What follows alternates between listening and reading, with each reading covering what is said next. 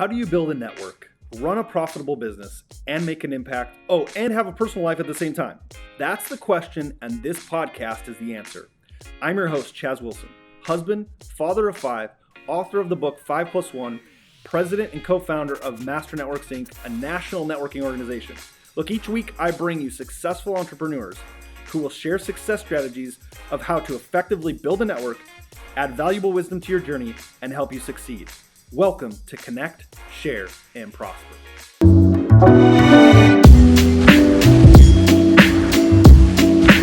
Hey everybody, welcome to Connect, Share, Prosper.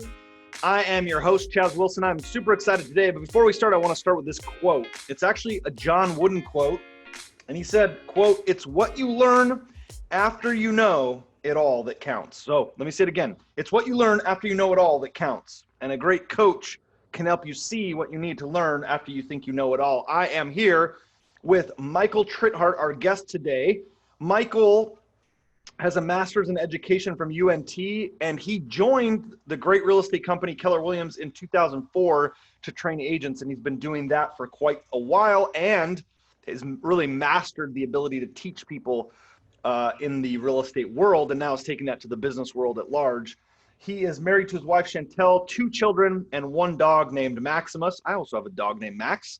I know. He'll probably bust down this door here in a little bit and come pay a visit. He's a wild man.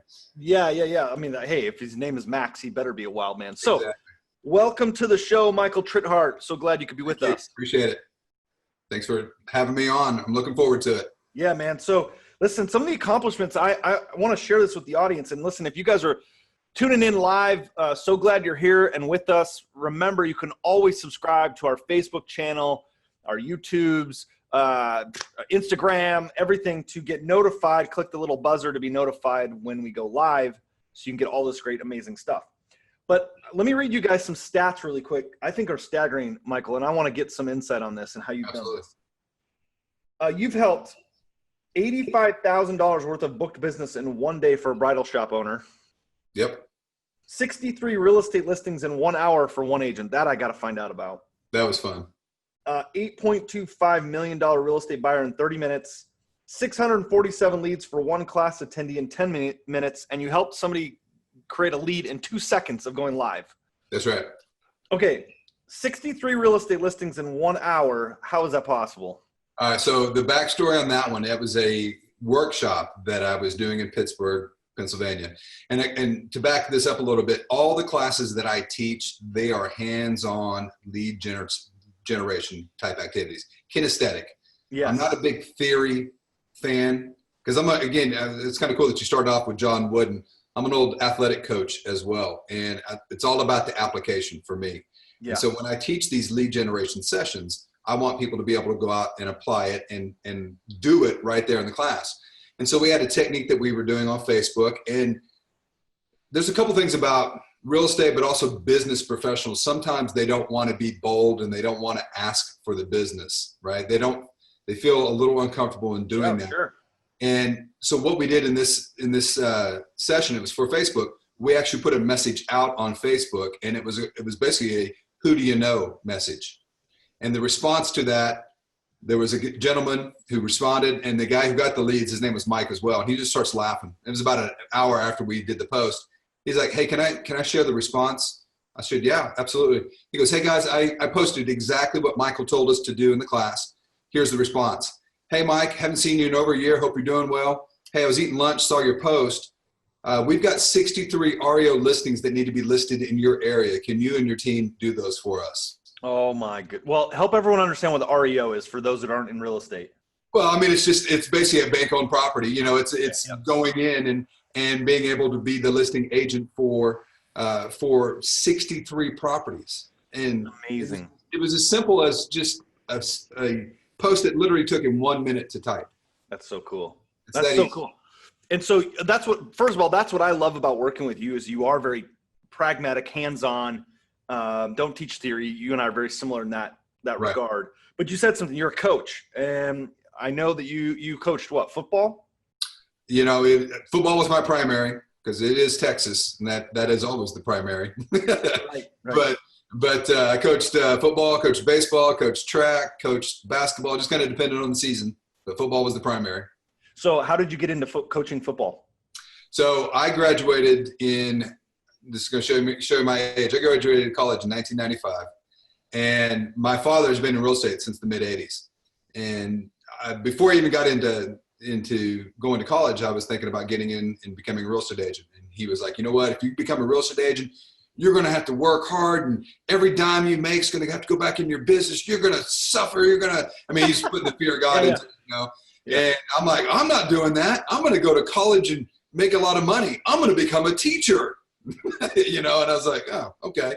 So I go down to Texas, leave Oklahoma, go down to Texas. It's an immediate $10,000, $15,000 pay raise. Yeah. And if I'm going to teach and coach football, Texas is where you want to be.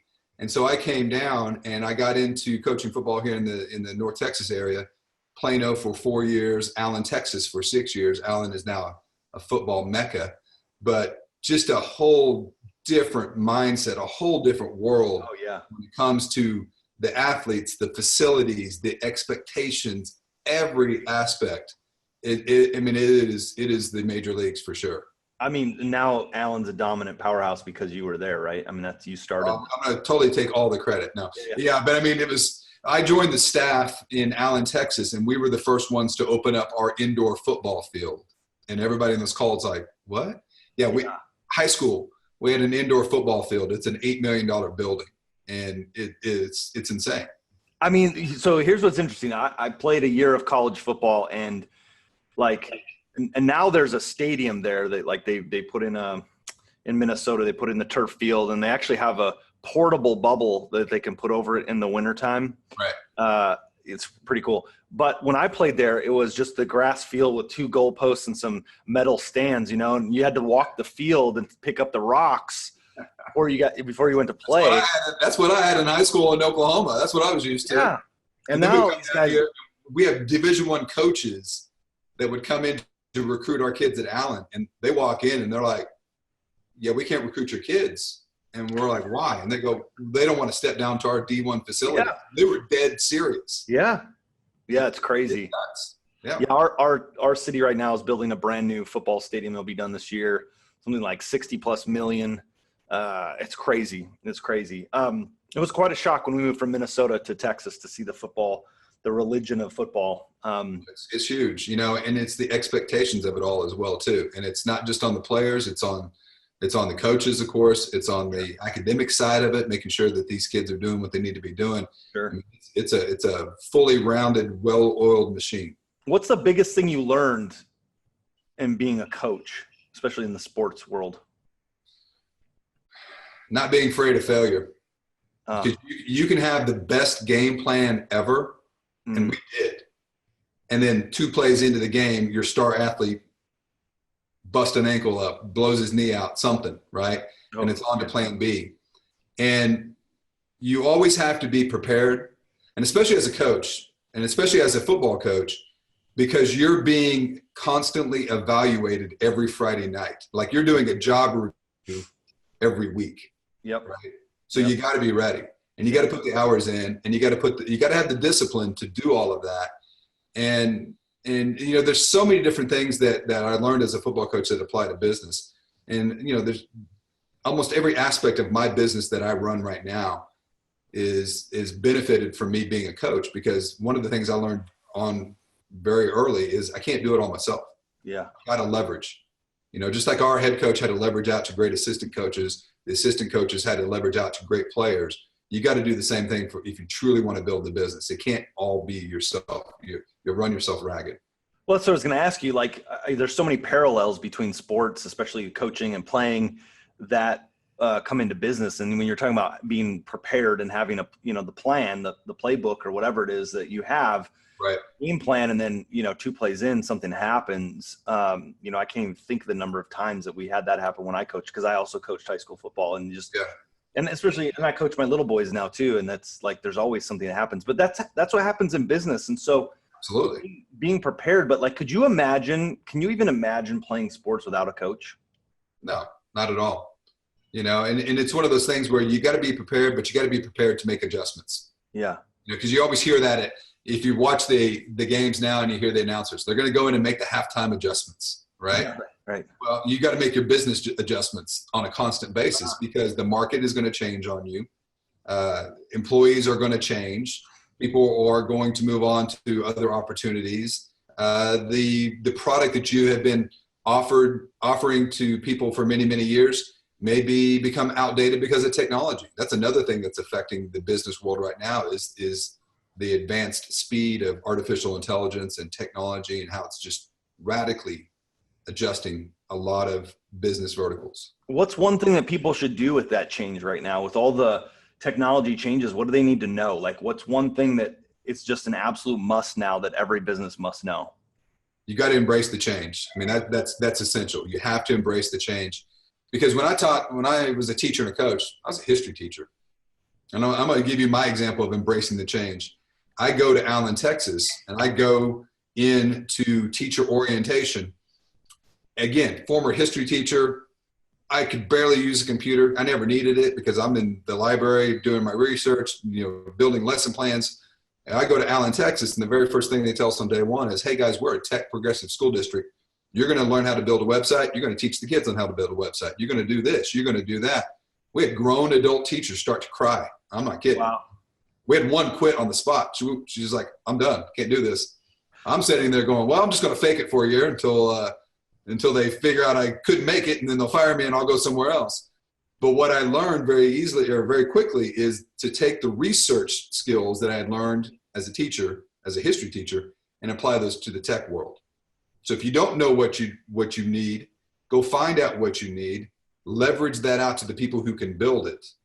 And that's the key, is you can't wing this, especially with technology. You're going to have to research it, and you're going to have to learn it. And you're going to have to learn, hey, here's my limited capabilities on it, but I need to go find somebody who can do it for me. So go ahead. Yeah, I mean, I think that's what people fear, right? They fear because they don't know how to do it. But think about all the things that over the last 10 years, you didn't know how to do 10 years ago now, technology-wise, or 20 years or whatever it is that now just become easy to do. Yeah. You can't imagine doing it any other way. Yeah. But we fear that in business. It's funny to see people do that so like. You have to embrace the chaos. There's going to be chaos in your business life. There's going to be chaos in your personal life. You're just going to have to know it's never going to be perfect. You're going to have to adjust. You're going to have to change and evolve. Yeah, and I know you teach a lot of Google My Business stuff. That's really something that's in your wheelhouse that you teach people. Like, what's one tip that you could give somebody right now that they should look at when it comes to Google My Business and how they could? I mean, look, your stats are incredible. 647 leads for one class attendee in 10 minutes. I mean. Listen, those almost sound not achievable. Yeah, I mean. Yeah, the 647, again, I am a very action-oriented person. And so everything that I teach when it comes to Google My Business, when it comes to social media, I don't beat around the bush. We're going to ask for the business. Now, you're not going to do it every single day. But don't be a secret real estate agent. Don't be a secret business owner. Be proud of what you do. Reach out to these people. These are connections. These are, if you're connected with them on Facebook or Twitter or any other platform, typically they're connected with you because they know you, they like what you do. I mean, there's some type of attraction that is positive. And so reach out to these people. And the 647 leads, that was actually a former special forces guy. Yeah. He did 4 tours in Afghanistan. We were talking before class, and 10, 15 minutes into the workshop, we did another very action-oriented call out. He puts it out there. We finish up the workshop 10 minutes later, and I ask everybody to raise their hand. How many leads you guys getting? We had 3 or 4 people go, I got 1, I got 2, I got 5. And he goes, I got 647. And I was like, wait, what? He goes, yeah, 647. And I went and looked over his shoulder, and I could see him. And I was like, how did you get these? He's like, well, I can't tell you. And I'm like, I'm not asking. former special forces. I don't want to know. I don't want to know. I want to know I don't want to know. He was an interrogator, right? Yeah, exactly. But I mean, that's the thing is you gotta be fearless as a business owner. You got to put it out there sometimes. And that's comes into play with Google. Google owns the online game. And actually what I say in my classes a lot of time is Google owns the world and we just happen to live in it. Yeah. And you need to have your business with a major presence on Google. And one of the best ways of doing that, and one of the best ways of doing that for free, is Google My Business. I mean, it's insanely easy to do. Okay, so I go start and build, and I know you teach classes on this, and it's part of the 5+1 Mastery course that you're the head coach of, and so I understand people pay for this knowledge. But like, give me one thing, give our listeners one thing. Like, I'm gonna go build my Google My Business page. What do I need to make sure is on there? What do I need to make sure that that I put on there front and center? So you got to have call to actions on the page. Number one, people need to know how to find your business. And maybe some of you on this call have a brick and mortar. Like I could drive up to Master Networks headquarters and knock on the door and set an appointment and do whatever I need to do. And that's fine. Others on this call, they may be like a handyman. You service a certain area. Sure. So with Google My Business, you can have a service area. So you need to understand, how you want to present your business. And then you got to feed the machine. And what I mean by feed the machine is you got to put photos and videos of your business, of your customers on there. There's also a great way and opportunity for you to go out and request reviews from past clients and get the reviews on there. The more reviews you put on there, the higher up you're going to go on the list of Google's favorite sites. I mean, they'll never tell you that. You just see that in the results. Okay. And then they have a new feature. And most people on this call probably already have a Google My Business page, and they're all going, "Oh yeah, I've got one. Right. I got one. It's there. I mean, it's there, but you got to actively feed it, right?" And one of the best ways of doing that is, and it's a fairly new feature, it's called Post, P-O-S-T-S, Post. And I go in and I can post major announcements about my business. Like Master Networks could go in and announce, "Hey, we released the Playbook." If you own a jewelry store, it could be buy 3, get the 4th one free, 15% off for a spring sale, whatever the case may be. And those are call to actions that you can put on your Google My Business page that people are going to see associated to your business. And I've had agents, real estate agents, who have set up their Google My Business page, and they'll go out and they'll get the reviews and they'll do the posts and they'll add their photos, and they'll come back to my class a year later and they'll go, "You know what? I made over $100,000 annually last year." Wow. All of it was directed back to Google My Business. There's a $100,000 tip right there. I mean, I'm thinking about it as you said, and like, okay, we got to go make sure we're posting on our Google My Business page, because I'm sure we're not. Yeah, and most people aren't, because they look at it and go, "Well, I got it set up, and I don't have time to do that."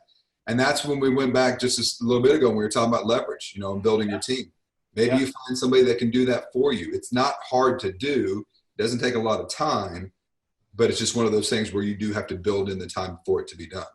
Wow, so good. Guys, if you're just joining in, we are listening to Michael Tritthart, my guest today, husband, father of 2, former football coach of almost all sports, it sounds like, and a Google My Business expert, and many, many other things expert, and also the head coach of the 5+1, the book I wrote, the 5+1 Mastery Program.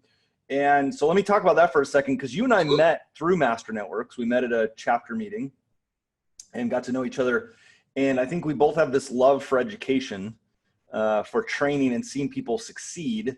And you came into this world as we're putting this thing together about 5+1 Mastery. And we started talking through this and kind of vetting through this process.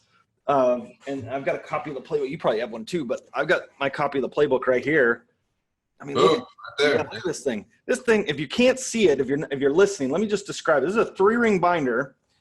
And I think there's what did we determine there was, like 400 and something pages in this thing?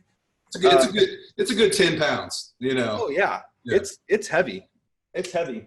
But it's not just full of nonsense in there. This is the playbook. So like you were describing at the beginning, when you take the field, you better have a good playbook. You better have a good game plan in business, because look, there's more than just a game on the line. For a lot of you, this is your income.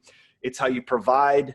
There's people counting on you and so forth. So Michael, that being said, laying down the foundation for this 5+1 Mastery group that we have, tell people from your perspective what excites you about it, and why did you accept the role to become the head coach of that? Well, I joined Master Networks in November of 2018. And my goal as a business owner was I wanted to expand my training business, my design business into other verticals. We had done really well in the real estate space. and we continue to do really well in the real estate space, but I wanted to expand it. I wanted to have growth for my team. And I basically wanted to start to create that legacy for everybody on our team to not only have success, but to pass that success on to our clients into all these different verticals. And so Master Networks had been a company that I had known of for many, many years through Susan Hubeck. I've known Susan for many years with Keller Williams Realty. And so we sat down, we circled back to it. I found that it was a great fit. And Susan's like, you know what, you really need to join the McKinney Downtown chapter. That's where Chaz is at. And I said, okay, yeah, that's great. That's why you came, because I was there. Now you tell me. Exactly. You know, I'm like, hey, if I'm gonna do this, might as well go to where it's happening, right? And so joined the chapter. But you know, Savannah, who runs that chapter, is just a fireball. I mean, she gets it, right? She lives and breathes Master Networks, and it's awesome. And just the energy that we feed off of in that chapter, it's contagious. And so you and I, we started talking about, you know, hey, what if we did this? What if we did that? What if we put this program together? Yep. And what I really liked about it was everything you said, I agreed with, and everything I said, you pretty much agreed with as well. It's like we were just in sync immediately, right? We both said we don't want a coaching program. Yeah. We want a mastery program. Yeah. We want an action-based. What's the difference? What's the difference? To me, a coaching program, and again, I'm going to say this, and here's my disclaimer. I'm not trying to offend any coaches by any means whatsoever. But to me, I need the practicality. I need the application aspect of it. And again, I go back to my football days. I could tell, my coaches could tell me on the chalkboard or on the whiteboard, hey, here's how to run that play. But until I actually went out and did that play and applied what they taught me and had the modifications right there on the field, I didn't truly get it. And so that's just the way I learn. I'm very much kinesthetic. I want to feel it. I want to experience it. I want to learn it that way. And I feel like that's what we've achieved so far with the playbook, is to make it very kinesthetic. Yeah, when I look at something, and I agree with that, and when I look at coaching, like I think back to my football days, since we use that example, you know, and I shared this from stage at Connect, is that when I wanted to play high school football, I wanted to play quarterback, and I threw left-handed. And the coach, I just think he didn't want me to play quarterback. So he's like, yeah, our offense isn't built for a left-handed quarterback. Right. Which, okay, I guess. Which, hey, I'm left-handed, and I don't like that biasness, but okay. Well, yeah, right. So I said, okay, well, there's a challenge. So I'm going to learn how to throw the ball right-handed, and I did. And then I really got into not just having a coach to do that, but into the mastery, meaning I took what the coach told me, because that's coaching, and then I got into, like you said, into the implementation of it, and I went out and I threw and I threw and I threw and I threw and I threw. And what's fun is when I still throw the ball with my boys, I still throw with both hands, so that I keep that up and I can still stay in that mastery of being able to throw really well with both arms. But I think in business, it's that mastery of not, I mean, there's plenty of coaching programs, and I know you're like, I don't want to offend any coaches, but you know, frankly, I think there's too many coaches that shouldn't be coaches. So that might offend them, but that's tough. Like, they shouldn't be coaches because they're not actually doing the things they teach. Yeah. Right. And mastery is when I can say, this is why it's mastery. You know, 5+1 is the stuff that we do all the time and every day. Absolutely. In our businesses that are successful. So when we teach mastery, it's because we do this stuff. It's not theory. Yeah. You know, and you know, what you just said too, you said your coach challenged you to, you know, to throw not left-handed, but right-handed. That's what we're doing in the playbook. That's what we're doing in this. We are challenging the members, the Founders 51, to up their game in their business. Yeah. A certain level of accountability when they see others doing it and starting to see that success. And we don't challenge it to be like aggressive and demeaning or anything like that, but it's to lift you up and to power you through. Because as an entrepreneur, a lot of times you're going to find that you feel a little bit of moment of solitude. Like, man, I'm in this by myself. I don't have anybody to kind of rely on. There's nobody in the trenches doing it with me. But now with the Playbook Mastery Group, there's, in this case, 51 other members of the group that are right there with you, learning, achieving, failing forward, but building their business as they go. Yeah, it's funny. We launched the first group. We called it the Founders 51. And so the first 51 people got a little pin with a number on it and all this. If you're listening right now and you're one of the Founders 51, I want you to go in and type your Founders 51 number in the comments, because I know a lot of you are listening. And we were like amazed at how everyone wanted their number. I've heard about people trading their numbers. I've heard, right? Yeah. It's got back to, again, to the athletic days where, there's a new guy on the team and somebody else has his jersey number and is like, hey, I'm going to buy you a steak dinner and give you some money if you give me your number, that type of thing. So we had a lot of people trading numbers, which was actually pretty cool, because that means they've internalized what we're talking about. I mean, they're wearing the pin with pride, but they're living and breathing and delivering 5+1. So here's what's interesting. I bet there's people thinking right now, okay, that's cool. There's a new program. You don't want to call it coaching. It's mastery. Maybe that's just a play on words.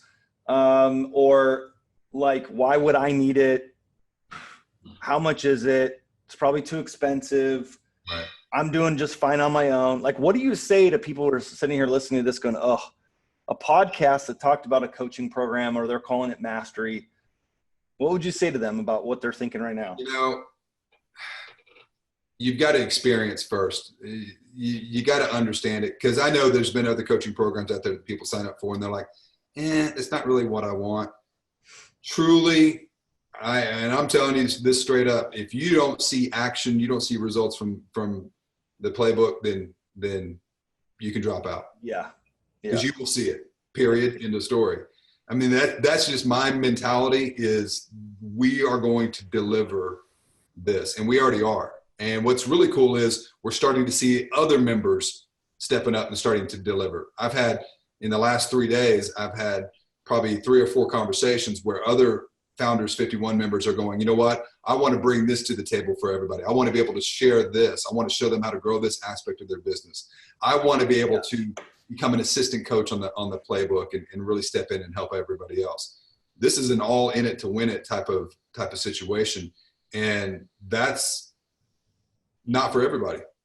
No. In fact, I would say to add to that, if you're listening to this and you're like, oh, this is interesting, guys, here's what I would say is, if you're feeling stuck, if you're feeling like you're working hard and you just haven't got ahead and year after year it's the same kind of result, then you need to reach out to Michael, because he's the guy that, like, look, when I saw him and I started to approach him about this idea, I was like, I really want this guy to be a part of it. And what I was excited about was how fast you were excited about it. Right. Like, it's one thing to say, hey, we've got this new shiny object, and you're like, oh, that's cool, I'm interested. Right. But I could see the wheels turning for you really fast to go, this stuff right here is solid. Like, this stuff right here in the book that I'm showing everybody is solid. The content's there, but then you could bring your skill set to it, and we could bring a whole group of people into it and just explode everyone's business. So yeah, and that's the cool thing about it too, because I was sitting there going, you know what, this is a perfect fit for all the tech lead generation workshops that I've been doing for years and years. It just melds so perfectly with what I'm doing. That's what really got me excited about it. So let's switch gears just for a second. So you've done a lot of training across the country, which means you probably got on a lot of planes. You've done a lot of traveling. Yes. And a lot of like being in front of rooms. So I want to know, is there an experience, like right off the top of your head, is there like a funny story in training or experience in your travels? I know this catch you off guard here, but have you ever had one of those like, holy smokes, you had to see that to believe it kind of thing, or just? Well, yeah, well, the one that came to mind, we were doing a class, this was years ago, and of all the places that I travel and train, this would actually happen to be in Dallas, so it wasn't that big far of a travel. Yeah. But we had a packed room, and we're teaching, and the only seats available were in the very front. And this gentleman, he comes running in like 10 minutes late. We'd already been going. We had a projector going, and he comes in, and as he comes in, he catches the extension cord of the projector. And I'm not talking like, he didn't like nudge it or just knock it off. It went flying like 10 feet across the room. That's how fast this guy was running through, and just destroyed the projector, put it into a bazillion pieces. Ball broke and everything. Yeah. Yeah, we're like, all right, going to shadow puppets now. All right, here we go. Hey, well, that goes to your point about you better, like, your star player was your projector. It went down. You got to, like, have a backup. Yeah, absolutely. And then there was another one too. I was doing a class at Penn State. Yeah. We had stadium seating theater, 500 seats in there. We had a 150-foot screen. They had a green room for the instructor. I mean, we're talking like rock star status. This was the coolest room that I've ever trained in. And I've trained in it multiple times, but the very first time we were there, we asked them multiple times, are we good with the internet? Because, we're going to go hands-on. We're going to have 500 people going hands-on. They're like, oh, we're good. We're good. We're solid. And we're like, okay, we're just making sure. Oh, yeah, we're good. We're good. We're good. 10 minutes into the class, we blow the internet for the whole campus. It was done, right? And so, again, you go to plan B. And that's where, as an instructor, you always have to have the plan B. You have to be able to verbalize it. We had some printed handouts. We had people scrambling to Best Buy trying to buy, Wi-Fi, routers, and everything else. So hotspots, you name it. But it's one of those things where you have to have that plan of action. And as an instructor, I've been doing it so many years that just really comes natural to me. Yeah. Pretty much seen everything, experienced everything. I was just thinking, like, first of all, those are crazy. I mean, I couldn't imagine what that guy felt like when he knocked down the. I know. Everybody's had a moment. I feel bad for the guy, because everybody's looking at him like, dude, I'm about ready to kill you. And as a trainer, that's one of the things you never go, what happened? What'd you do? You just, you don't draw more attention to it, right? Yeah. But like the only one I can think of is I was going to do a speaking engagement and I was on just about to go on stage. And I was the first of two speakers. It was a 3.5 hour block with one break. And the other speaker wasn't there. And then he finally walked up. I mean, I'm literally like, they're reading my introduction. Right. And he just looks at me and he goes, I've been thrown up. Like, I've been in the bathroom. I am sick as a dog. I cannot do this. And the person who's running the event standing right there. And she looks at me and she goes, can you take the whole 3 hours? Like, I mean, I'm supposed to go up for about an hour and he was going to take 2.5 hours. But, I was like, okay, now I got to go to the memory banks of all the stories I can tell and really drag, get some more, like you just got that playbook, that bag of things, right? Yeah. I mean, as an instructor, you can rely back onto those life experiences. But here's my training tip for everybody in here that wants to be a teacher and an instructor.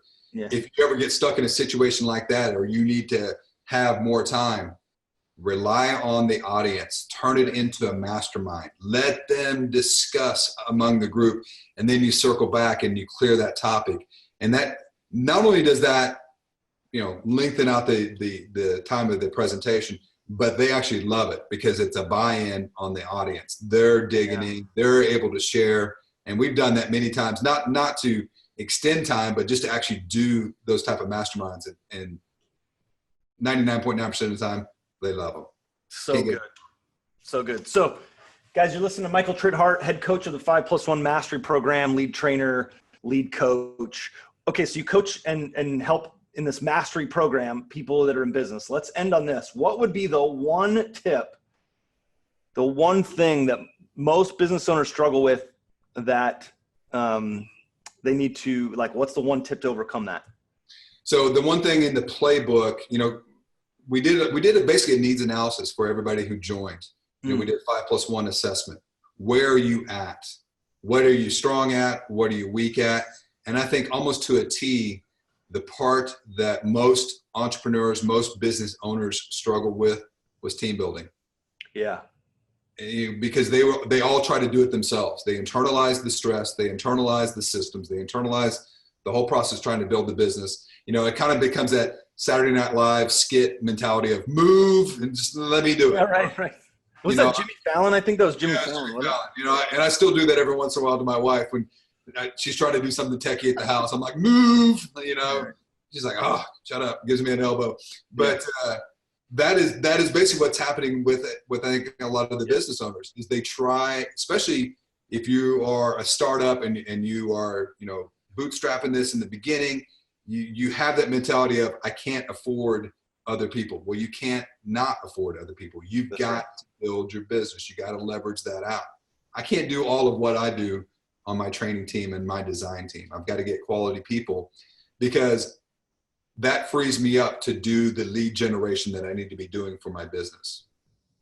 You know, you need to think about, are you the highest paid copier or copy editor in your business? Ooh.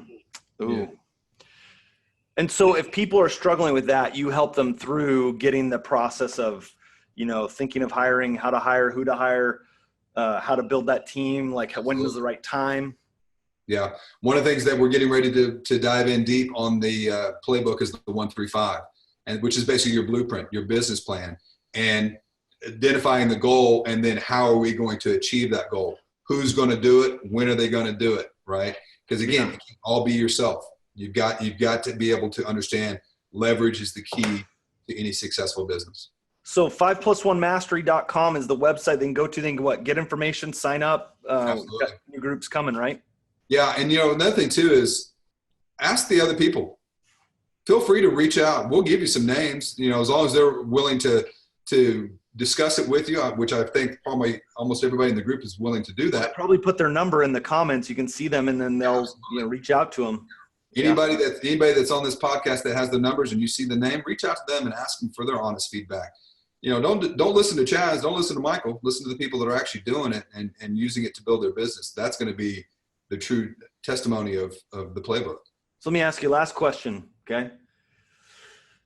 Why are you doing that? Why be the head coach for Mastery program? Why is that important to you? Why does it even matter? It goes back to my teaching days, you know, and in my coaching days. I've coached two guys that went on this. I coached them in 8th grade and high school. I coached two guys that went on to win 3 Super Bowl rings. Wow. Right. Coached another guy who went on to win a national championship at the University of Texas. Right. He threw, not that Vince Young needed to be sprung on that touchdown run against USC, but he was one of the guys to help spring him and throw that block. Oh, there you go. So it's kind of cool to coach guys like that. Yeah. And everybody says, well, what's it like coaching guys like that? And this is how I tell it. You know, the hardest thing about coaching a guy like that is just getting him on the bus and not crashing the bus on the way to the game. That's pretty much what you got to do when you're dealing with an amazing, talented individual like that. Just get them there. They got it. And that's what you need in your business. Yeah, you need some superstars like that in your business. But what I truly enjoy, and this is why I like the playbook. What I truly enjoyed as a coach when I was coaching middle school and ninth grade and things like that, I liked coaching the B teamers. 18 is fun. Don't get me wrong. It's cool to coach the great athletes. I like coaching the B teamers because they're hungry. Yeah. They want to be 18. Now, they may not have the skill set as of yet, but by the end of the year, they were lean, mean fighting machine. I mean, because I made sure that my group knew what they were doing, were motivated, were excited about being there and participating and not just being there, but like actively trying to make it better for a win. And I got excited to see the growth in individuals like that. And that's what gets me pumped up, is to see somebody who buys in. And I'm not talking about athletes. I'm not talking about the playbook. I'm just saying who buys in, who goes all in on whatever it is. That gets me motivated. And that's why I'm doing what I do. Well, and it's clear that that's what you do. I mean, guys, we're listening to Michael Tritthart as he talked about why he became the head coach when I offered that to him for the 5+1 Mastery program.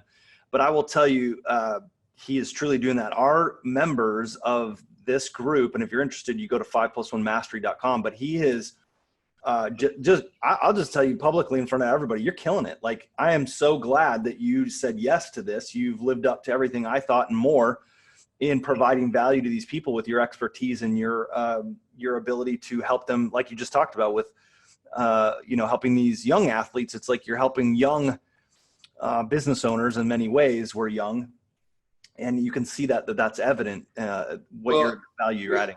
I mean, they're hungry, and they want to succeed.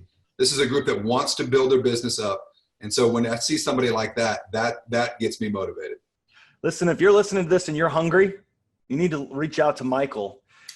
He is a guy that really helps people, become the best version of themselves. So we've been blessed today. Like, we've learned a lot of stuff. Coaching is important, and getting into mastery, the difference between mastery and coaching.